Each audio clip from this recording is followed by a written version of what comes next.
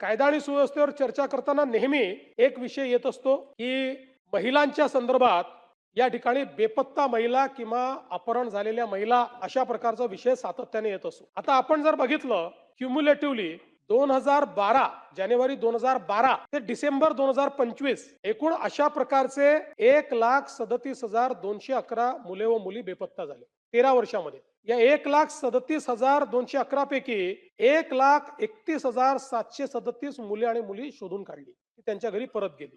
अगदी मुलींचा आपण फक्त विचार केला तर 95,000 मुलींपैकी 91,000 मुली या त्या ठिकाणी निष्पन्न होऊन त्या त्यांच्या घरी पोहोचल्या.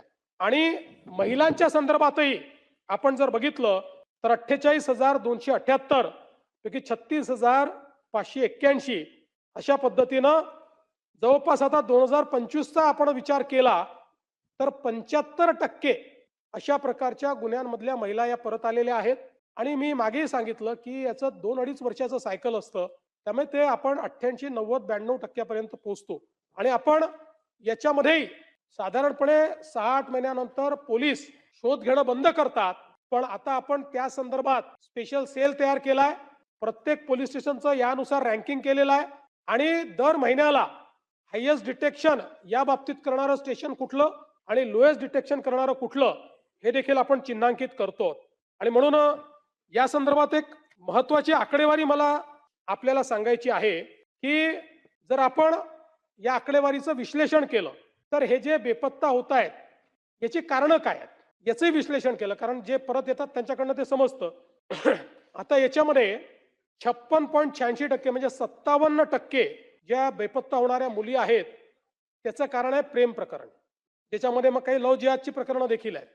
21.38% कौटुंबिक वाद, 2.12% मानसिक तणाव, 0.07% आजारपण, 0.05% मनोरुग्ण, 0.05% व्यसन, 2.30% शैक्षणिक कारणाने आणि ऍक्च्युअल अपहरण ज्याला आपण म्हणू म्हणजे कोणीतरी अपहरण करून नेलेला आहे ते 1.86%. इतर अज्ञात कारण आहेत बाकी. त्यामुळे ज्याला बोली भाषेत आपण अपहरण म्हणतो अशी संख्या 1.86%. पण सर्वोच्च न्यायालयाच्या निर्णयामुळे आपल्याला या सगळ्यांना जोपर्यंत सापडत नाही तोपर्यंत अपहरणाच्या संज्ञेमध्येच पकडावं लागतं. आणि म्हणून हा नंबर मोठा दिसतो. आणि दर अधिवेशनामध्ये जणू काही आता महाराष्ट्रातल्या मुली या कुठेतरी रोज पळवल्या जात आहेत अशा प्रकारची ही अवस्था या ठिकाणी होते.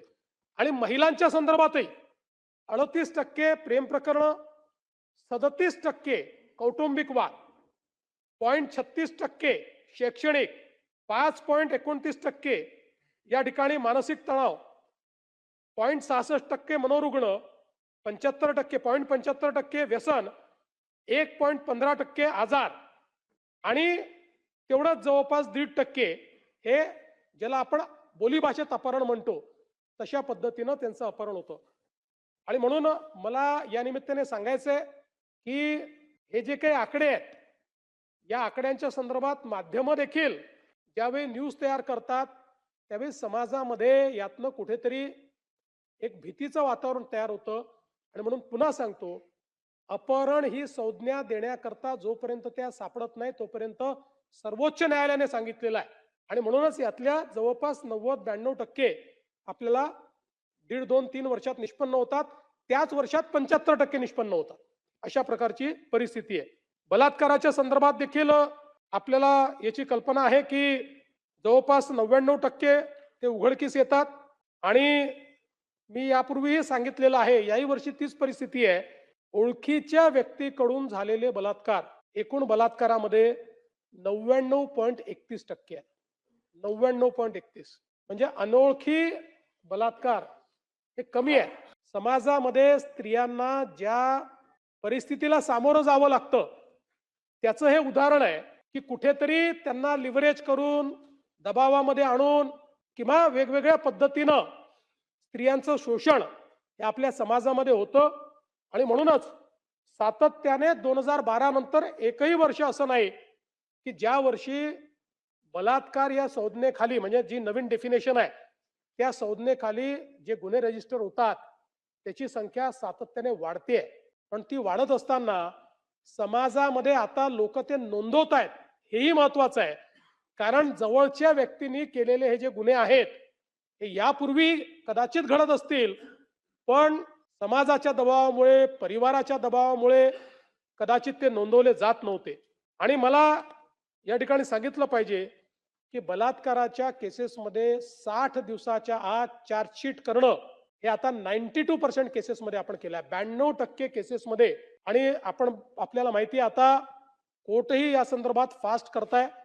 म्हणजे अगदी 72 तासामध्ये एक निर्णय कोर्टाने दिला, मागे 9 दिवसांमध्ये निर्णय दिला. त्यामुळे या संदर्भात यात एकच आहे, की आम्ही माननीय उच्च न्यायालयाला ही विनंती केली आहे. कारण आपल्याकडे जी फास्ट ट्रॅक कोर्टची सँक्शन स्ट्रेंथ आहे, त्या स्ट्रेंथने आपल्याकडे फास्ट ट्रॅक कोर्ट उपलब्ध नाहीत.